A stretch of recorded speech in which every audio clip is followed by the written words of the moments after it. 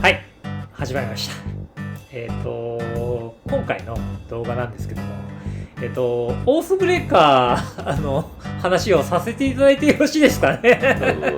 ちょっとちょこっとやってきまして、まだ2回とかしかやってないんですけど、もう大体前回の動画でチャンドラで行ったるでって言ってましたが、僕ちょっと頑張ってみたぞ。頑張ってみました。ちょっと粘って、ドブリで、最終調整してきました。ボーラスの回覧車ドムリの最終形の発表になります。なんか聞いたことあるパターンだなそれ。進化してはい、進化して、はい、最終形がこの形になります。なるほど。はい。で、一応ドブリの能力の説明させていただきますか。はい。闘争ドブリなんですけども、はい。グルール3マナの中精度3で、自分がコントロールしてるクリーチャーが1-0修正を受けて、プラス1で赤か緑を加えて、このターンあなたが唱えるクリーチャー呪文を打ち消されない。このマナを使わなくてもいいんですね。それは初めて知りました。びっくりした。超強い。思ったより強かった。で、マイナス2で格闘できると、いうことなんですけども、まずこいつは、海外ではそんな強くない闘争者、オースブレーカーなんですよ。なんで、僕の完全なオリジナルなんですが、一応どんな環境かっていうのを踏まえまして、まず、前提として、3キルです。はい。まずその3キル、カジュアルだとしても、カジュアルじゃなかったとしても、相手のデッキがどんなのか分かんなくて、レベル帯も分かんないので、まず3キルしてくる人は、いる想定でデッキを組まないと、まず始まらないと思ってはいます。はい。その上で、例えば、必要になってくるカードって、2ターン目に何かしらしないと、止めらんないじゃないですか。そうね。で、例えば、このデッキに入ってるカード国名呪文じゃなくて、先に入ってる中のデッキから説明するんですけど、グレン光殿の柱とか、大陥落の原霊、とか、燃えガラズタ、で、要は、相手の、チェインするコンボであったりを、止める必要があるんですよ、2ターン目とかに。どっかで聞いたことあるパターンだけど、はい、言いましたっけそんなこと。いやなんか違うゲームでも同じことしてるなみたいなね。で一応マナクリ関係は10枚ぐらい入れるのは確かなんですけど、で一応2ターン目に3マナ出るんですね。で3マナまでの 2マナ3マナで2ターン目に妨害しないと、ちょっと終わっちゃうんでゲーム。ある程度ちゃんと作られてるデッキが相手だったら終わっちゃうと。ちゃんと作られてるデッキの人は1人でもいれば、デッキ終わっちゃうじゃないですか。そういう構成にしとかないと、ゲームが始まらないのは前提として、終わっちゃうと。で、まずデッキを組んだ方がいいですよっていうのを皆さんにちょっとお伝えしたいという、まず、のがありまして、だから自分が3ターンキルしに行くか、3ターンキルしてくる人をどうにかして遅くするか。そう、どっちかなんですよ。はい。でも3ターンキルしに行くのは、ちょっとリスクあるんですよ。ほぼオールインみたいな状態。そう、オールインなんで、簡単に言うと、青が絡んでくるのが普通だと思うんですけど、青絡んでくれば2ターン目打ち消し構えればいいんで、そんなに高くつくわけではないと思うんですよ。例えば2ターン目だったら、ヒゲの否定とか、マナリークとかでもいいですし、一応多人数対戦なんでね、2ターン目に構えて特に何もなかったディスワードなんですよね。確かにそうなんですよ。あそこのカウンターに任せとけって青くない人がやっちゃうと、動き出したらね。なんで一応今言ったようなヘイト大きいものを置いた方が戦いやすいんじゃないかなとは思いました、正直。そう思う。その兼ね合いで、僕の国名のトレードマークの呪文を発表していくんですが、一応、見えててこれ意味あるのかと思われる方も多いと思うんですが、赤のカードで浮かぶので一番強い呪文がこれだったんですよ、僕の中で。なるほど。はい変化の風、はい、これいいんじゃないかなということで。なんでそれなんだろうなみたいな疑問はあるんだけどまずなんで変化の風にしたかっていうと、強制マリガンなんですよこのカード。まあね、一応 C コマンダー級で、赤の1マナのカードでは一番強いのはこれか、まあ、ギャンブルかになってくると思うんですけど、まあこのどんぶり出したタイミングで1マナ使えるんですよ。で1マナがいいと思ったんですよ。で確実に唱えられるやつと、そうなんかそこからバリュー引き出せるやつと。そうです。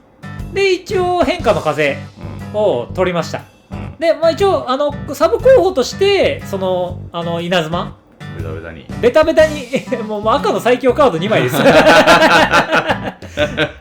稲妻は一応処せる場合もあるんで、フレンズオーカーを処せる場合もあるし、抽選と避けられたりとか、まあ、別にマナクリ相手も多分それなりに効果的だろうし、そう効果的でしょうし、なんでまあ1ターン目はまずマナクリかランプ、ハモとか楽園の拡散、とかでランプして1ターン目はマナを増やして、2ターン目に、ドムリを出して、3ターン目にじゃあ2ターン目に変化の風をそのまま打つと、手札が6枚なんですよ。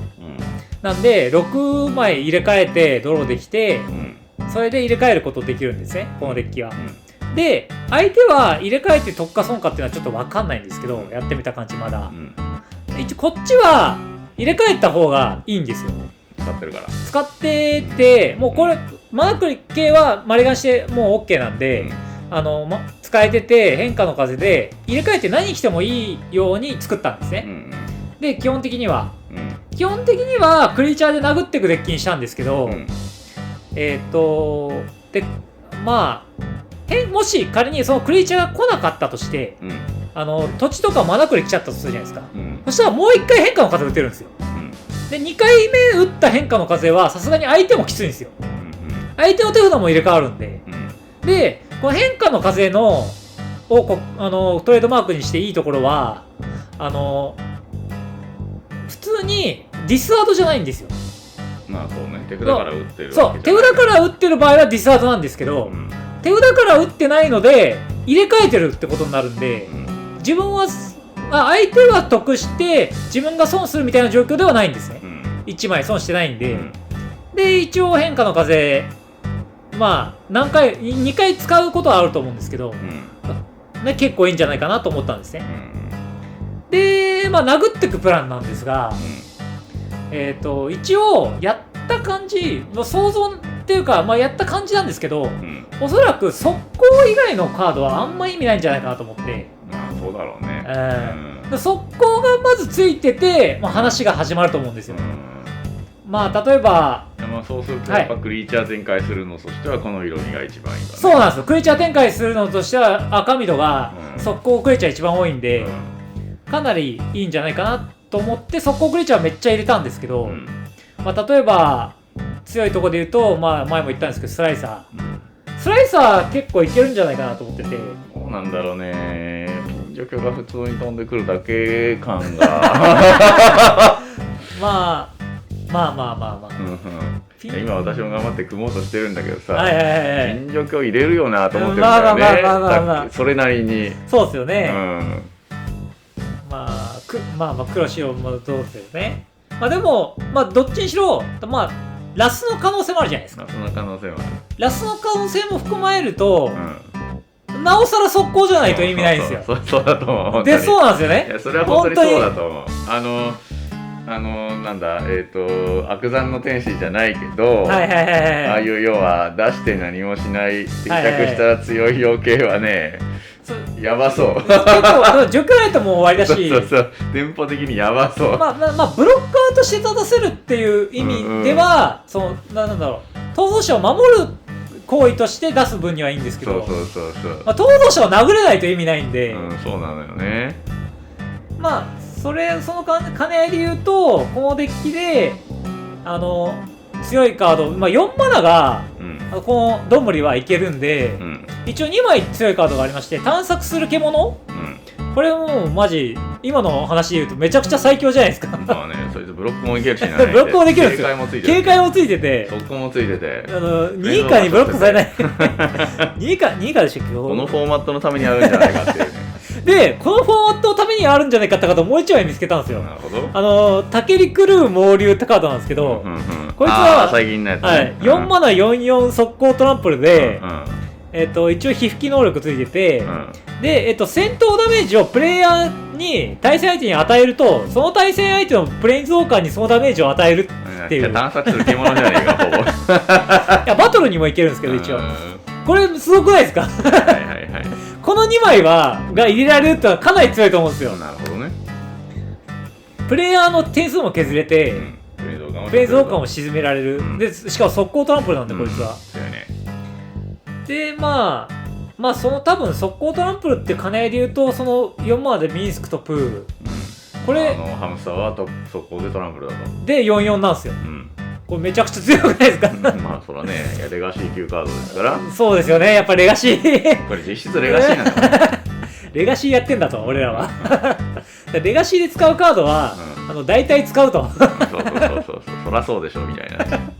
で、まあ1個ちょっと僕紹介したいカードありまして、これちょっと発見してきたいいカードあるんですけど、狩猟の統率者スーラクっていうカードがあるんですけど、ガルタ君のお友達。そうです、ガルタのお友達。4マナの54の、圧倒っていう能力がついてるんですけど、戦闘の開始時に、あなたがコントロールするパワーが合計が8以上である場合、コントロールするクリーチャー1体を速攻を得るっていうことなんですけど、一応ドモリが出てる状態で、マナクリがいると、マナクリがパワーが2なんですよ。で、こいつのパワーが6なんで合計8になるんですよ。で、速攻で殴っていけるんですよ、実は。やばくないですか？64速攻。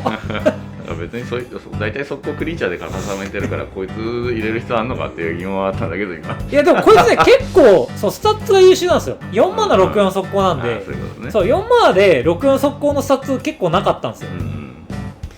で、一応5マナ域は1枚にしました、結局。ガーガロスオンリーで、ちょっと一応スライサーも5マナっちゃ5マナなんですけど、嘘だからね、5マナっつって3マナだからね、あいつは。だから一応ガーガロスぐらい、ガーガロスは優秀なんで5マナ1枚ぐらいで、あとは低マナ域で固めた方が。あれだよね、多分どっちかというと出さないでおいて、流されちゃったら投入とか。確かにね。後からね。そんな運用しそうな感じするけど。なるほどね。ラスされちゃったらとか。なるほどね。流されちゃったらね。確かにあるかもしれないですね。ガーガロス後出しか、いいかもしれないですね。さっきの話で言うと、数楽が出てたらもう当然出していいんだけどさ、そこ作って。確かに。なるほど、確かに。で、一応、僕が発見してきたいいカードが1枚あったんですけど、この魔法暴走。これ、よく考えたんですよ。これ、なぜ俺のデッキにミンスクとプーが入ってんのかと。なるほど。はい。これ、魔法暴走、プレインズウォーカーに打ったら、相手のデッキにおそらくプレインズウォーカー入ってないだろうと思って。そこは分かんない。分かんない。1枚ぐらい入ってるかもしれないし。でも、プレインズウォーカー除去としては、赤だったら多分優秀なはずなんですよ。コントネジャーも一応入れましたけど。どうします？5ハゲ倒したと思ったら3ハゲ出てきたりしたら。そう、フィッてね。いきなり時間が止まるっていう。それやばいっすね。それまずいっすよ。それ起きちゃいけない状況。でもそういうのは5ハゲに打つのは怖いんじゃないかみたいな。確かに。でもコントロールだったら確かに怖いですけどね。とにかく速攻がいいという話をしたかったんで、速攻とヘイトベアを入れるのはいいですよっていうのはおすすめですよ。あとやっぱこれライフがどうしても20だからさ、ライブラリも60だし、そうですね。EDH のデッキの感覚というよりは、やっぱり構築のデッキの感覚で組んだ方がいいよね。これレガシーですよね。でも4人ですけど、4人なんですよね。で横展開とかも結構いいと思います。そのトークン横並びでも結構きつかったりするんで、例えば赤で言うとラブルマスターみたいなカードでも全然きついんですよ、相手からすると。ライフがね、まあ一人詰める分にはだからそれで十分ってことでしょ、点数的には。そうですね、まあ、1個紹介し忘れたんですけど、忠実な弟子っていうカードがあって、これ2マナの副官持ちの2-1でこれトークン1体出せるんですよ。だからこういうのを横並びしていくのは、意外とチャンプできるんで、普通のコントロールデッキでも入れた方がいいと思うんですよ。なるほど。青赤とかでも入ると思うし、ノーコストだからね、出てくる。そのチャンプしてプレイ動画を守るっていうのは、結構重要になってくるんで、トークン出していくカードは重要かもしれないなとは思いました。まあ以上が僕の今の研究成果の段階の、最終形態になるんですけど、研究中なのに最終形態だと。はい、こいつの最終形態はここです。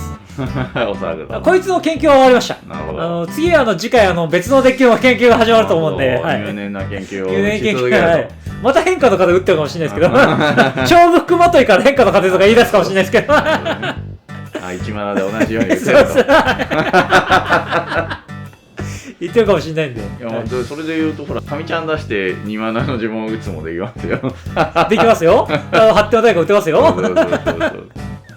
まあ、そんな感じでやってきますんで、これからも応援よろしくお願いしますということで、今回の動画は以上になります。おしまい。